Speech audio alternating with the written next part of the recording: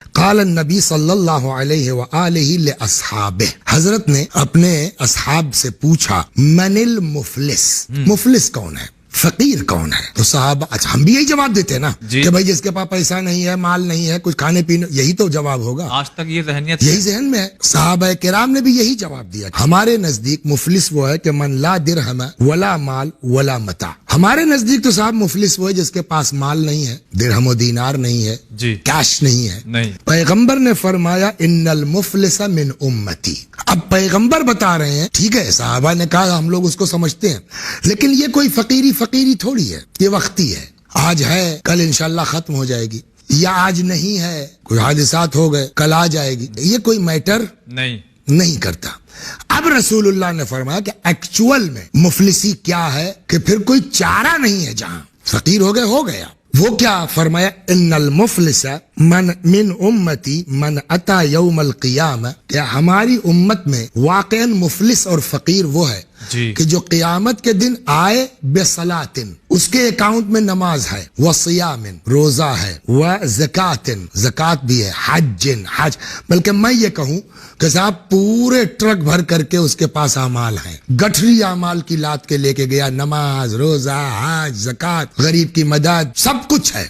لیکن یہ قرآن ایک جگہ کہتا ہے، میں حدیث کو روک کے بات کرتا ہوں، فَمَن يَعْمَلْ مِثْقَالَ ذَرَّةٍ خَيْرًا يَرَهُ، ذرہ برابر نیکی کرو گے دیکھو گے. وَمَن يَعْمَلْ مِثْقَالَ ذَرَّةٍ شَرًّا يَرَهُ، ذرہ برابر برائی کرو گے وہ بھی دیکھو گے. تو آنا پائی کا حساب دینا ہے. بلکہ میں اس حدیث کو روک کے ایک حدیث اور عرض کر دوں کہ کل کو قیامت میں جب ہمارے نامہ اعمال ہمارے ہاتھ میں دیے جائیں گے تو کچھ لوگ وہ ہوں گے جو اپنا نامہ اعمال پلٹیں گے نا، ارے تو نیکیاں کہاں گئیں؟ تو آدمی کہے گا پالنے والے کہ لیس ھذا کتابی، یہ میری ڈائری نہیں ہے، میرا نام عمل نہیں ہے. فإنی لا ارى فیہ حسناتی، اس میں اپنی نیکیاں تو نہیں پا رہا ہوں. آواز قدرت آئے گی ان ربک لا یضل ولا ینسى، تمہارا اللہ بھولتا نہیں ہے. تو یہ اعمال کہاں گئے؟ وہاں صرف اتنا کہا گیا ذهب عملک باغتیاب الناس، تیرا عمل لوگوں کی غیبت کی وجہ سے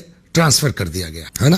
یہ ایک کلی حدیث تھی، یہاں اس کی وضاحت پیغمبر کے اس حدیث سے ہو جاتی ہے. مفلس ہماری امت میں وہ ہے جو قیامت کے دن آئے بصلاۃ، نماز بھی ہے اس کے کھاتے میں، وصوم صیام روزہ بھی ہے، وزکات وحج زکات بھی ہے. اچھا اس زمانے میں کربلا نہیں ہوئی تھی، اس طرح مجلسیں تو نہیں ہوتی تھی.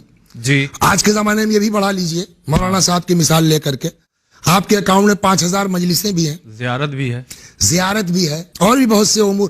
مگر ویاتی، آپ پہنچے صاحب پورے اپنے جو ہے وہ انتظام کے ساتھ، اور وہاں پہنچنے کے بعد تب تک ایک آدمی آ گیا، خدا اس نے مجھ کو گالی دی تھی. تو اب وہاں تو آپ کو جو ہے وہ اس کا جواب دینا پڑے گا نا. کیا ہوگا؟ دیکھیے ڈیجیٹل ٹرانسفر، اس کا صحیح جو ہے وہ وہی سمجھ میں آئے گا کہ کتنی تیز ٹرانسفر ہوتا ہے. ایک انگلی سے نماز گئی، کہاں گئی؟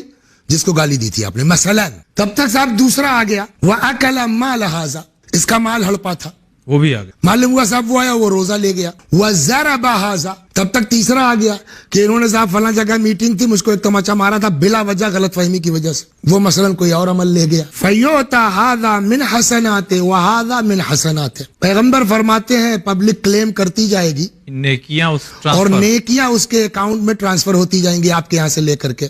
جو بھی کلیم کرے گا وہ ڈیجیٹل ٹرانسفر. اب نتیجہ یہ بھی ہو سکتا ہے کچھ لوگوں کے لیے کہ آپ کے اکاؤنٹ میں نیکی بچے ہی نہ، اور ابھی دعوے دار موجود ہیں. یہ بھی تو ہو سکتا ہے نا کہ بھائی جو 100 آدمی آ گئے، 85 آدمیوں بٹ کے آپ کا نام عمل ختم ہو گیا. اب کیا کیجئے گا؟ 4 آدمی بچے ہیں، 10 آدمی بچے ہیں، 50 آدمی بچے ہیں، اب کھڑے ہیں قطار میں لوگ. تو اب کیا ہوگا؟ اب دوسری صورت ہوگی کہ بھائی ٹھیک ہے تمہارے ساتھ یہ زیادتی ہوئی ہے، تمہارا گناہ مولوی صاحب کے کھاتے میں ڈال دیا جاتا ہے. اب دیکھیے کتنی بڑی مفلسی ہے کہ ہم یہاں سے نماز، روزہ، حج، زکات، سمجھ گیا آپ، خمس، غریبوں کی مدد، مجلس، ماتم سب لے کے گئے تھے، اور وہاں سب بٹ گیا. بٹ ہی نہیں گیا بلکہ الٹا جو لوگ بچے ان کی برائیاں، گناہ ہمارے اکاؤنٹ میں آ گیا. اب ہم کہاں جائیں گے؟ اب پیغمبر فرماتے ہیں کہ ایسا بھی ممکن ہے کہ فَإِن فَنَيَتْ حَسَنَاتُ، اگر اس کی نیکیاں کم پڑ جائیں گی، ختم ہو جائیں گی، تو سامنے والوں کا گناہ آپ کے اندر ٹرانسفر ہوگا. اب نتیجہ یہ ہے کہ اکاؤنٹ میں آپ کے نیکی بچی نہیں، 50 برائیاں آ گئیں. مولوی صاحب آپ کہاں جائیں گے؟ فطرحت فی النار ثم یطرح فی النار. اوہ. نتیجہ یہ ہوگا کہ آپ کو جہنم